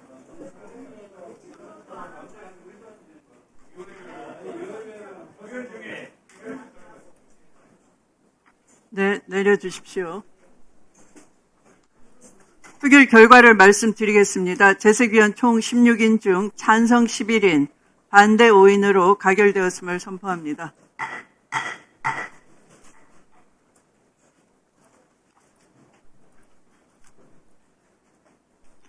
다음으로 산불 피해 지원대책 특위 소관의 의사일정 제6항의 법률안을 상정합니다. 법률안 심사를 위해 이진숙 방송통신위원장이 출석하셨습니다. 이 안건에 대하여 대체 토론하실 위원님 계십니까? 네, 신동욱 의원님. 예, 위원장님 고생이 많으십니다.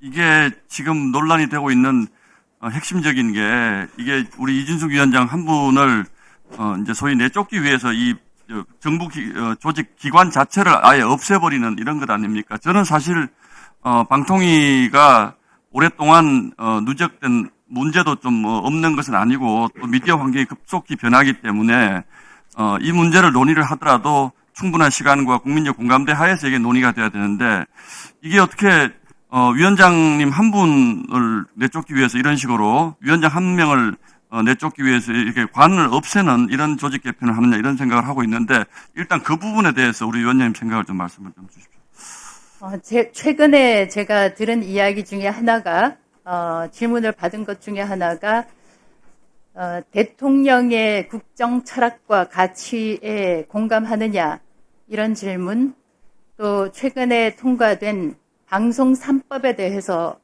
어떻게 생각하느냐 이야기를 해서 우선 방송 3법과 관련해서는 여야의 충분한 토론과 협의 과정이 없이 민주당, 다수당 일방적으로 통과된 것에 대해서 유감을 표했고 예. 그 내용을 보면은 사실상 노동 권력인 민노총의 방송사가 소속될 통제가 될 가능성이 매우 높다 이렇게 이제 이야기를 했더니 마지막으로 그 질문한 것 중에 이재명 대통령의 국정 철학에 동의를 하느냐라고 이제 질문을 해서 방송 특히 방송이나 언론은 어느 대통령의 소유물이 돼서는 안 된다.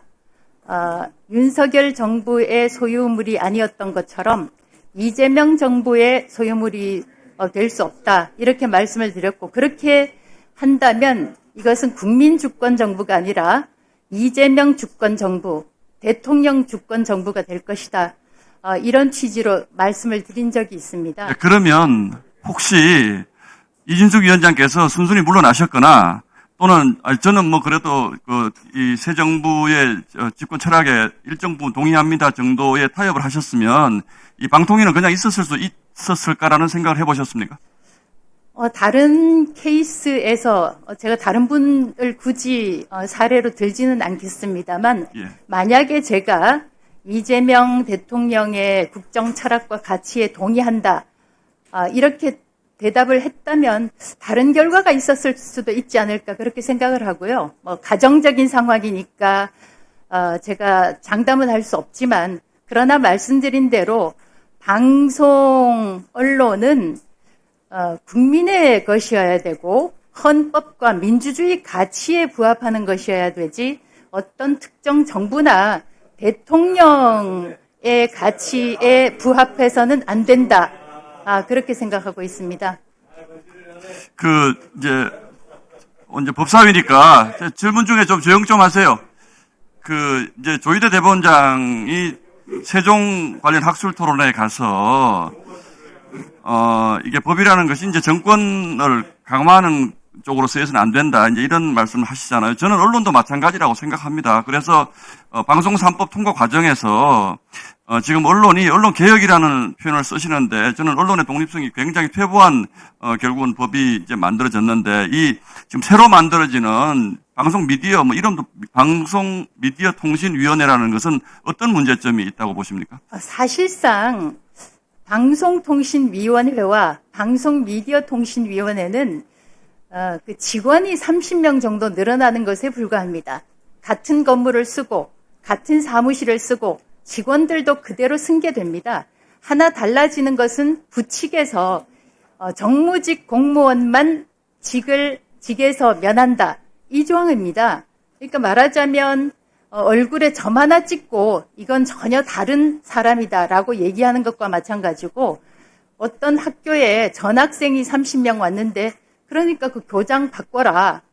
또 학교 이름도 바꿔라. 이렇게 얘기하는 것하고 똑같습니다. 예. 아주 똑같은 기관이고 99% 똑같은 기관이고 다만 이진숙 하나만 축출되는 그러니까 것입니다. 그 부칙에 보면 괄호치고 정무직 공무원만 예외를 한다. 그러니까 뭐 다 인원이고 다 그대로 가고 승계하는데 정무직 공무원만 예외를 한다. 이렇게 표현한 것은 이준숙 위원장만 쫓아내겠다 이런 취지로 지금 받아들이신다는 거죠. 그렇게 안 받아들이면 어떻게 하겠습니까? 그러니까요. 예, 알겠습니다. 이상입니다. 예.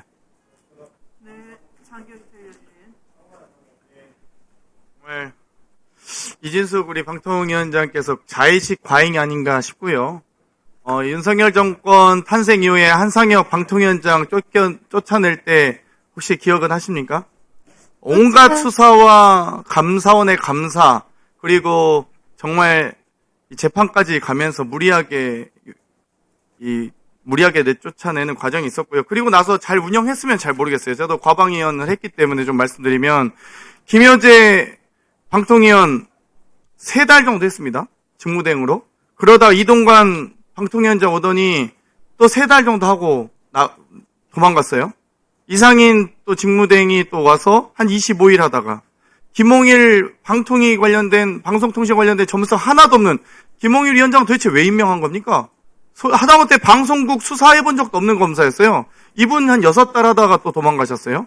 또 그리고 이상인 이 직무대행이 25일 하다가, 또 조성은 직무대행이 한 4, 5일 하다가, 이제 이진숙 방통위원장 1년이 하고 있는데, 그때 당시에 이 김여재, 이동관, 이상희, 김홍일 이 많은 분들 나올 때마다 국힘 과방위원들이 뭐라고 하셨냐면 가짜뉴스 때려잡겠다고 했습니다.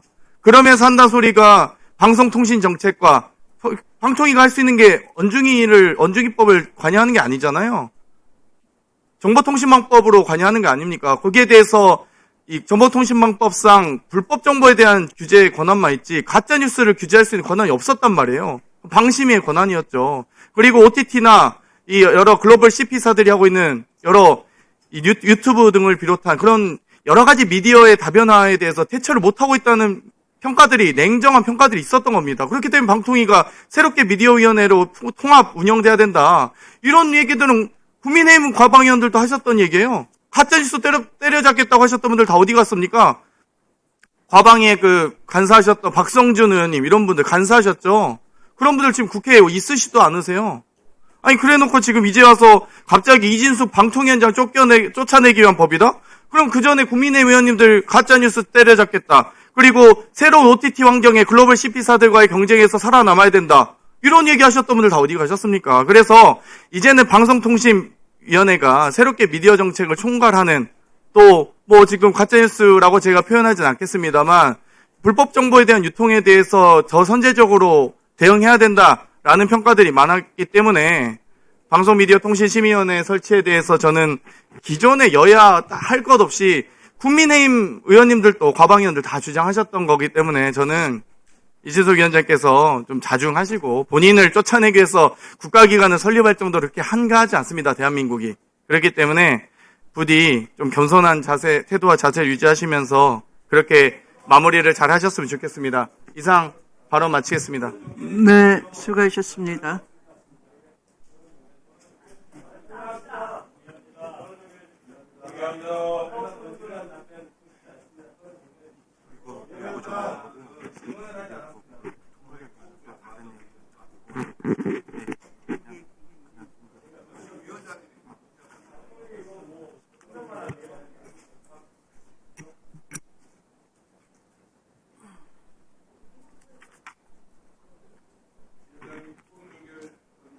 네.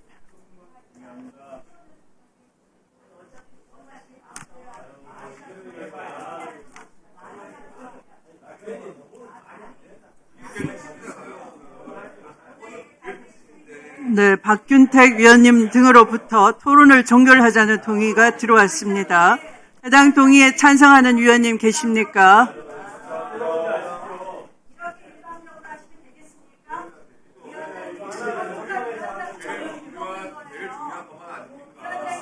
네.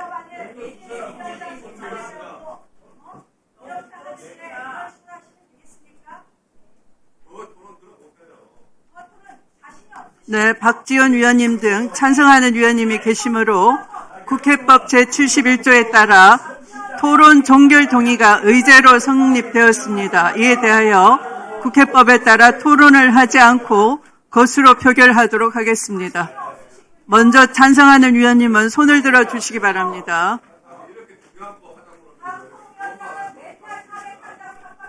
내려주십시오. 다음 반대하는 위원님은 손을 들어 주시기 바랍니다. 네, 내려주십시오.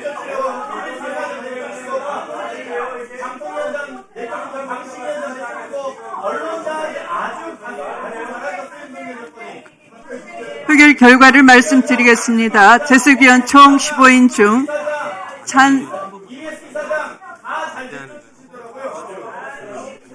네, 재석위원 총 15인 중 찬성 11인, 반대 2인, 기권 2인으로 가결되었음을 선포합니다. 토론 종결 동의가 가결되었으므로 토론 종결을 선포합니다.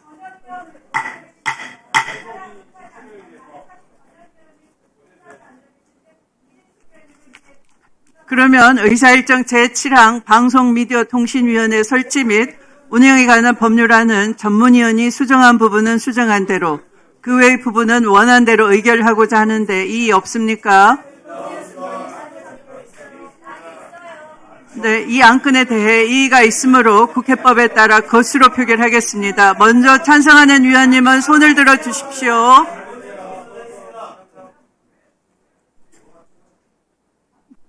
내려주십시오. 다음 반대하는 위원님은 손을 들어 주시기 바랍니다.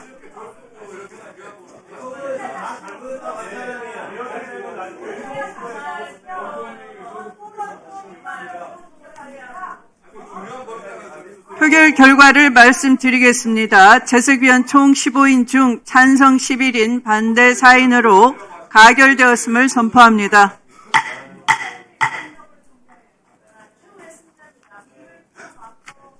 이진숙 위원장님 수고하셨습니다. 이석하셔도 되겠습니다. 문화부 장관은 그 언론에 관한 정책도 총괄하기 때문에 우리 대한민국의 지금 언론에 물론 뭐 아까 PPT 드렸는데 PPT 안 띄워줍니까? 잠깐만 멈춰주세요.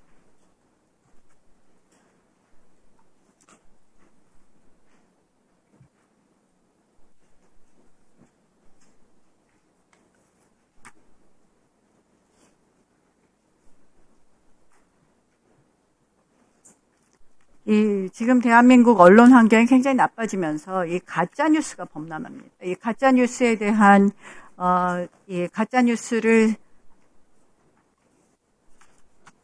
뉴스가 횡행하지 않도록 하는 정책, 어디에 가장 중점을 둬야 된다고 생각합니까?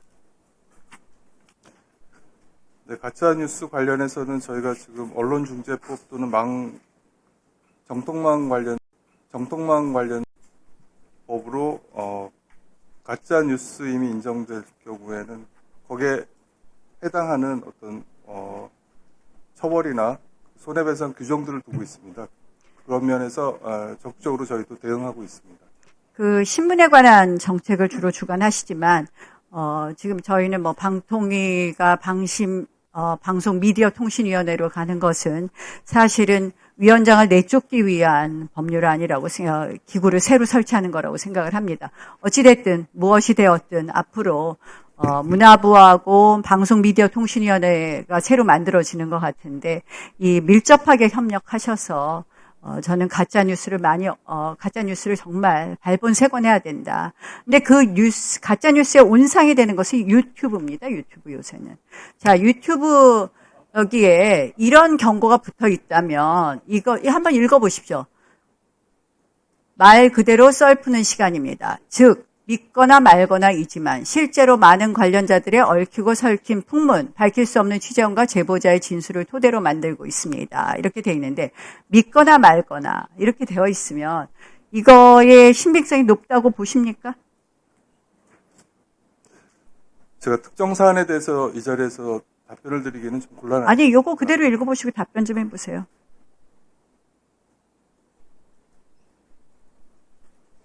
신빙성이 굉장히 신빙성이 높다고 신빙성이 굉장히 높다. 이렇게 보기는 어렵겠죠? 믿거나 말거나 이런 식으로 되어 있다는 것은.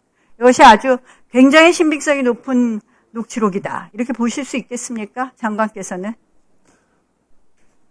지금 말씀하신 요 이미지에 있는 글귀만 가지고 제가 그 이후에 나온 모든 내용들은 다 진실이 아닐 거다라고 단정하는 것도 좀 어려울 것 같고요. 그 부분은 제가 지금 답변 드리기에는. 장관께서는 이게 지금, 장관의 답변이 어떤 정치적 영향이 있을까 하고 답변을 못 하시는데 그냥 우리가 상식적으로 보면 믿거나 말거나 이렇게 되어 있으면 이것이 고도의 신빙성을 가지고 있는 것은 라고 믿기는 어려운 거 아니겠습니까? 국어로 해석을 한다면. 그런데 이것을 저희 지금 대법원장 4인 회동의 근거로 튼 녹취록 앞에 있는 겁니다. 저는 이거를 국회에서 틀고 이것을 갖고 대법원장을 내쫓아라, 탄핵해라, 대법원장 청문회를 하겠다. 그래서 저는 굉장히 심한 유감을 표시하고요. 이런 식으로 이걸 가만히 보면요. 다 본인들 면책하기 위해서 써둔 거예요. 그런데 이것을 사실은 악의적으로 쓰는 것이 더 문제라고 생각을 합니다. 이것이 매우 신빙성이 높은 것처럼 틀어놓고, 그래서 우리 당에서 오늘 이재명 대통령 유죄 뒤집기 위한 이 조작 녹취에 의한 거짓 선동 청문회를 오늘 제출하는데요. 저는 사실은 굉장히 고약하게 저런 말 하나 붙여놓고 이 유튜브든지 신문 기사든지 사실 그냥 유통하는 것에 대해서는 문체부에서도 좀 특단의 조치를 마련해라. 왜냐? 대한민국의 명예훼손에 관한 처벌이 굉장히 빠져나갈 구석이 많습니다. 그래서 웬만해서는 처벌받지 않습니다. 가짜뉴스를 아무리 유포해도. 그래서 이러한 부분에 대해서 언론 관계에 대한 책임이 있는 문화부 장관이시기 때문에 제가 유튜브 앞에를 예로 들었지만 저희는 이것을 이유로 해서 지금 긴급 청문회 실시 계획서도 제출했고 오늘 일단 논의가 될 거라고 생각을 합니다. 그래서 문화부 장관께서 이런 식의 경고, 이런 식의 단서 하나 붙이고 가짜뉴스를 양산하는 부분에 대해서는 발본색원해 주실 것을 촉구합니다.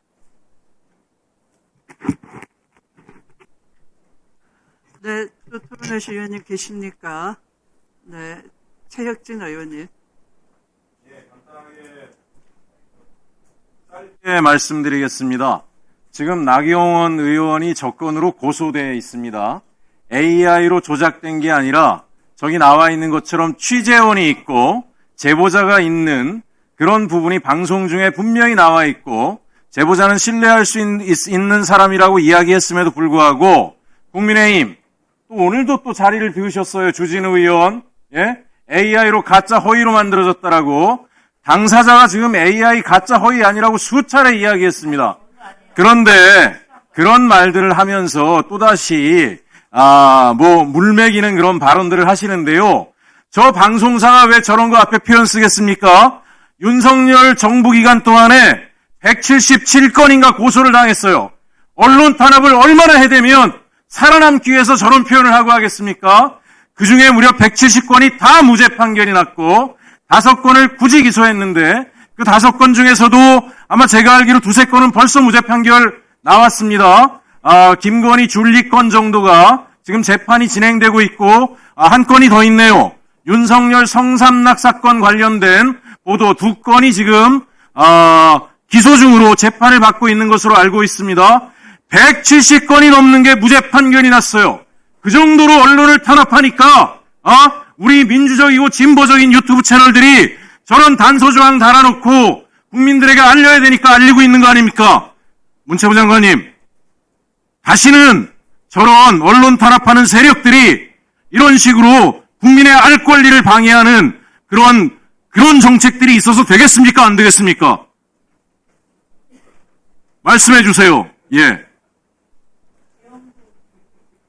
저 방송이 상당히 많이 다 맞췄습니다. 계엄이 곧 터진다. 맞췄습니다. 김건희가 주술가 무속에 빠져있다. 다 사실로 드러났습니다. 김예성이 김건희의 집사로서 각종 금융농단에 개입돼 있다는 거 다 사실로 드러났습니다. 국민의힘의 통일교가 배우다. 사실로 드러났습니다. 김충식이 국정농단의 중심에 있다. 하나하나 다 드러나고 있습니다. 근데 뭐가 가짜뉴스예요? 말만 하면 가서 탈탈 털고 고소하고 검찰이 괴롭히고 심지어 의정부지검에서 어떤 일까지 있었냐면 불기소 의정부 경찰서에서 불송치난 거를 고등법원이 갔다가 재기수사로 다시 벌금형을 때리는 그런 일까지 벌어졌어요. 다시는 이런 일이 없도록 장관님이 마음 단디 먹고 해주셔야 됩니다. 어디서 와서 지금 저런 말도 안 되는 소리를 떠들면서 무슨 가짜뉴스니 허위니 자기 방어를 하고 앉아있습니까? 그러니까 법사위에서 나가야 된다고 얘기하는 겁니다. 법사위에서 나가야. 고소당하니까 또 저런 거 PT 틀어놓고 자기 변명이나 하고 앉아있고 부탁드립니다. 장관님, 다시는 저런 일 없게 해주십시오. 이상입니다.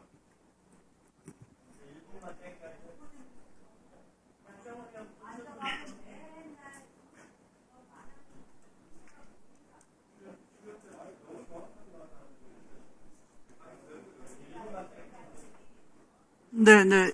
장경태 의원님. 네.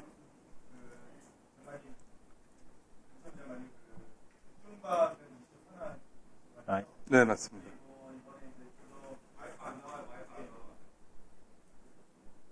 내가 아니고.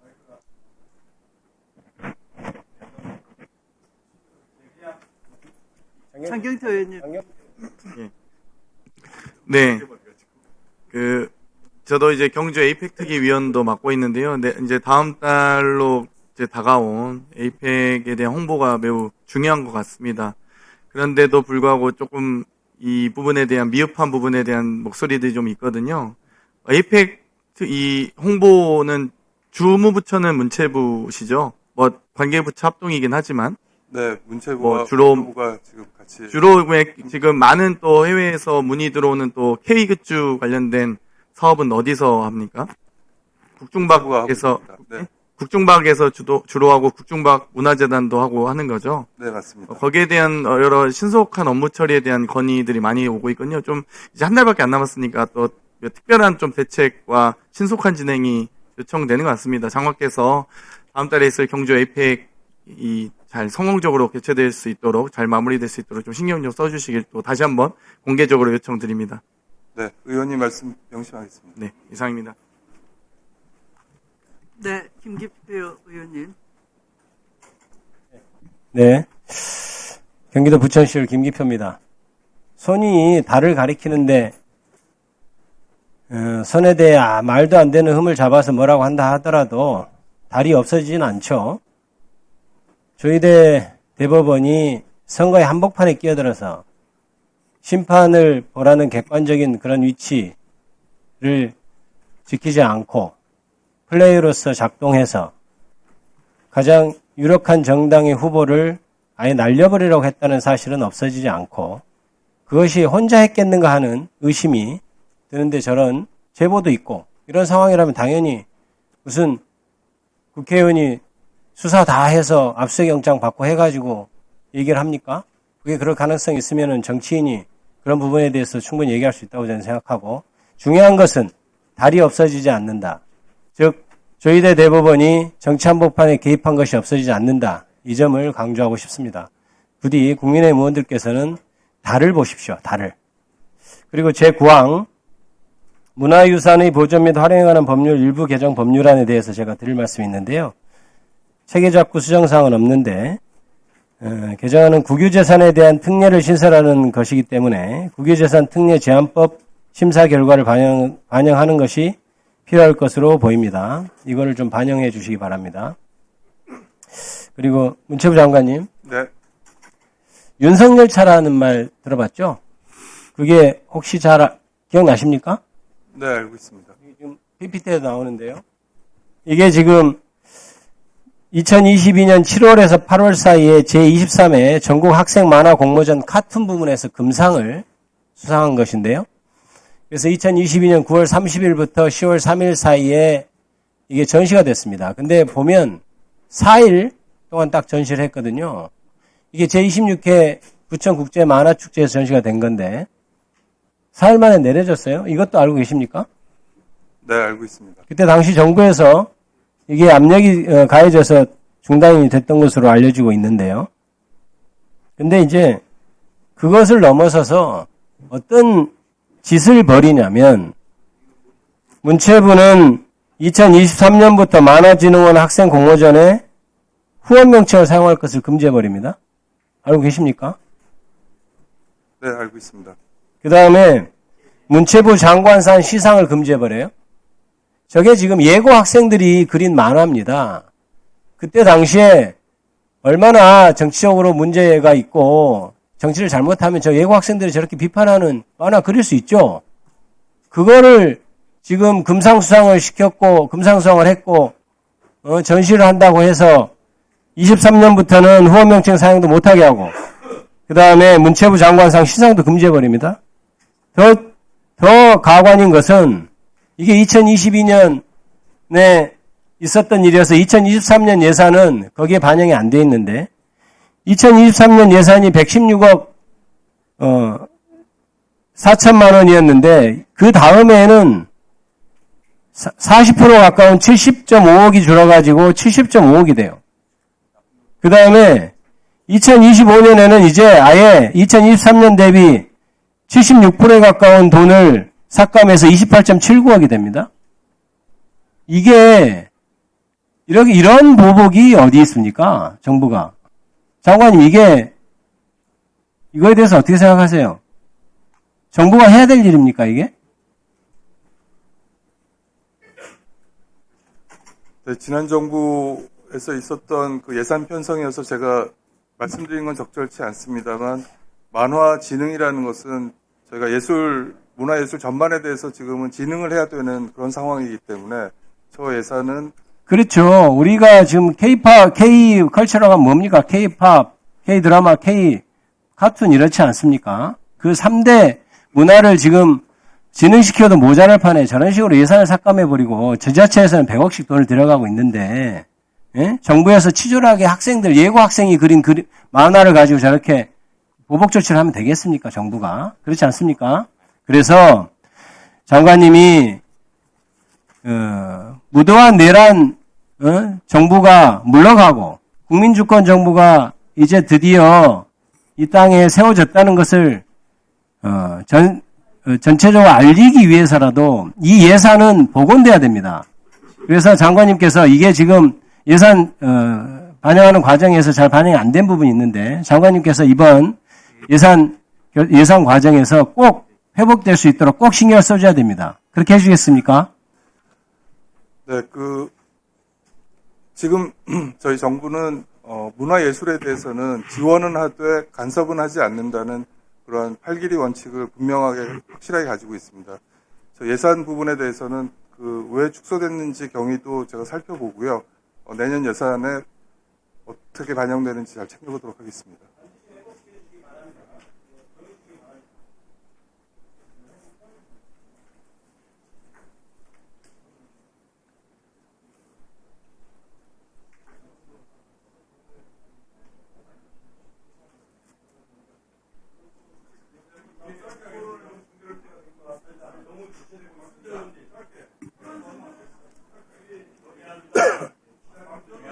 네, 잠깐만요.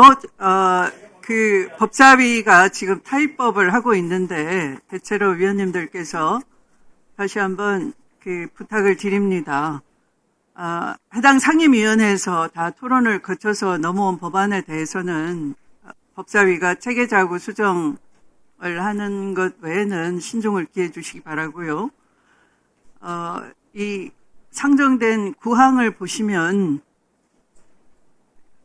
법사위 전문위원실 검토 보고 중에 유념해 주셔야 될 것은 체계자구 수정 사항은 없으나 이 국유재산에 대한 특례를 신설하는 것이기 때문에 국유재산 특례 제한법 심사 결과를 보고 그 법과 같이 할 필요가 있어 보입니다. 제가 볼 때. 그래서 이것은 오늘은 빼고 계속 계류시켜 놓을 필요가 있다 이렇게 생각을 합니다. 위원님들도 이해해 주시기 바랍니다. 그 점을. 그러면 아까 토론 종결 동의를 어느 분이 하시던데요?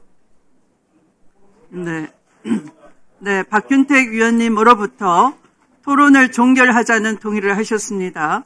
해당 동의에 찬성하는 위원님 계십니까? 찬성하는 위원님이 계시므로 국회법 제71조에 따라 토론 종결 동의가 의제로 성립되었습니다.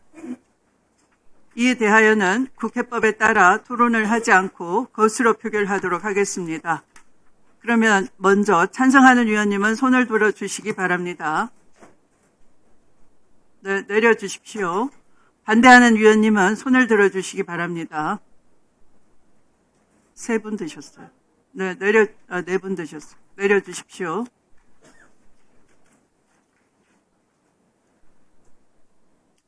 표결 결과를 말씀드리겠습니다. 재석위원 총 15인 중 찬성 11인 반대 4인으로 가결되었음을 선포합니다. 토론 종결 동의가 가결되었으므로 토론 종결을 선포합니다. 고용노동부 장관께 질의하겠습니다. 지난달 우리 청년 고용률 얼마인지 아십니까? 45% 네, 수준입니다. 그럼 60세 이상의 고용률은 몇 프로인가요? 60세 이상이 청년 고용률을 앞지른 걸로 알고 있습니다. 청년 고용률을 앞질렀죠? 네, 그렇습니다. 48%입니다. 자, 지금 청년 고용률이 고령 고용률을 보다 낮은 기현상이 6개월 이상 지속되고 있습니다. 그런데 지금 이제 노란봉투법에 대한 저희는 우려를 말하지 않을 수가 없습니다. 실질적으로 노란봉투법이 기업의 일자리를 더 늘릴 거라고 생각하십니까? 노란봉투법으로 원하청 간의 상생의 길이 열릴 것으로 기대하고 있습니다. 아니, 기업의 일자리를 늘릴 거라고 예상하십니까? 법이 기업의 일자리를 어떻게 늘리거나 줄이거나 아니, 예측하기는 규제가 생기니까 그 효과를 물어보는데 노란봉투법이 기업의 일자리를 더 창출하는 데 도움이 될 거냐 아닐 거냐에 대한 답변을 요구하는 겁니다. 노란봉투법은 우리나라의 대다수를 차지하고 있는 중소영세 하청 노동자들의 근로조건을 향상시켜서 청년들이 선호하는 일자리로 바뀔 수 있도록 잘 지도하겠습니다. 지금 기업의 일자리를 늘릴 수 있느냐에 대해서는 확실한 대답을 못 하시는군요. 노조법이 일자리야. 노란봉투법뿐만 아니라 네. 지금 현재의 우리 지금 관세 정책으로 인한 미국의 투자 요구라든지 이런 것으로 봐서 사실 대한민국에 일자리가 생길 그게 없습니다. 안 그래도 대한민국 기업들이 해외 투자를 지금 어떻게 보면 요구받고 있는 상황에 노란봉투법 등으로 GM대우도 철수할 수 있다. 이런 우려들도 커지는 거 맞죠? 노란봉투법과 GM대우 철수는 무관한 걸로 알고 있습니다. GM대우 입장에서도 하청업체가 1000여 개 이상 되지 않습니까? 네. 그 1000여 개를 전부 다 상대하고 여러 가지 지금 사실상 협상을 해야 되는데 여기에 대한 대안을 같이 만들어 주셔야지 노란봉투법만 덜커덕 통과시키면 그것을 보완할 수 있는 대안을 마련하실 생각은 없습니까? 사업장 점거 문제라든지 대체 근로 문제라든지 이런 부분은 준비하시지 않고 있습니까? 잘 준비하겠습니다. 말씀하신 GM대우 현장 방문 한번 해보겠습니다. GM대우는 2027년에 의무로 잔존해야 되는 그 기한이 끝납니다. 그래서 사실상 자동차는 미국의 지금 관세가 25%가 만약에 유지되는 경우에는 미국 현지 생산으로 돌려야 되는 부분도 있기 때문에 이 부분에 대해서 정말 심각하게 검토해 주시고요. 노란봉투법이 결국은 오히려 기업의 일자리를 한마디로 감소시킬 수 있고 결국 청년 고용의 그 문을 완전히 닫을 수 있다. 그래서 그런 점을 이제는 예전의 지위가 아니십니다. 그래서 노동부 장관으로서 고용노동부 장관으로서의 역할을 좀 해주시면 좋겠습니다. 네, 위원님 지적하신 환경부 장관께 질의하겠습니다. 네. 자, 지금 걱정하는 것 중에 하나는 기후에너지 환경부가 된다는 것입니다. 우리 또 김성환 장관님께서는 예전부터 원전에 대해서는 부정적 입장을 가지고 계셨습니다. 근데 AI 하려면 우리 지금 AI 강국 굉장히 필요한 부분인데 값싸고 질 좋은 전기가 풍부하게 공급되어야 됩니다. 과연 원전에 대해서 이렇게 탈원전으로만 갔을 때 가능하다고 생각합니까? 어제 미국에서 대통령님하고 세계 최대의 투자회사 블랙락 간의 MOU가 있었습니다. AI에 투자한다는 기사는 봤는데요. 그 내용을 자세히 보시면요. AI와 재생에너지 중심으로 한국에 투자하겠다고 하는 MOU를 맺었습니다. 아니, 그 투자를 하더라도 지금 재생에너지가 사실은 출력 제어가 계속 빈번하게 있지 않습니까? 그리고 재생에너지 비용이 원전은 59원에 전기가 생산이 되는데 지금 재생에너지로 생산되는 것은 150원이 넘잖아요. 그럼 훨씬 비싼데 당연한 얘기인데 이걸 제가 부탁드리는 것은 저는 재생은 하지 말자 이런 주의는 아닙니다. 에너지는 믹스 정책이 너무나 중요한데 이것을 균형을 맞추지 않고 지금 기후에너지 환경부로 갔을 때 이것이 산업 발전을 저해하는 쪽으로 에너지 정책이 될까 굉장한 우려를 표시하면서 김성환 장관께서 개인 소신은 탈원전일지 몰라도 장관의 위치에 있다면 이런 부분 고려해서 해 주십사 하는 것을 요청드립니다. 짧게 답변 드려도 되겠습니까? 네. 재생에너지를 확대하는 것은 탈원전을 하기 위해서 하는 게 아닙니다. 재생에너지는 석탄과 LNG 등 화석연료를 줄이기 위해서 하는 거고요. 전 세계적으로 재생에너지의 발전 단가, 즉 풍력과 태양광의 발전 단가가 석탄 에너지, 그러니까 석탄 발전과 LNG 발전보다 값이 싸진 지가 오래고요. 대한민국도 이미 태양광은 석탄보다 값이 싸졌습니다. 육상풍력도 많이 싸졌고요. 해상풍력이 다소 좀 비싸긴 합니다만 워낙 아직 발전량이 적어서 그런데 조금 늘어나면 해상풍력도 석탄 발전보다 더 값이 싸질 때가 멀지 않았습니다. 그러면 이 재생에너지는 원전과 함께 일종의 에너지 믹스를 해야 될 대상이고요. 재생에너지를 늘리는 것은 석탄 에너지, 그러니까 화석연료를 줄이자고 하는 수단이기 때문에 그것을 적절하게 믹스해서 대한민국이 이 탈탄소 사회의 기후위기에 적극 대응할 수 있도록 잘 하겠습니다.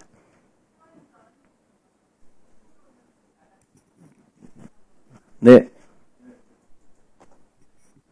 네, 박지원 의원님. 노동부 장관님. 네. 저 알아요? 잘 알고 있습니다.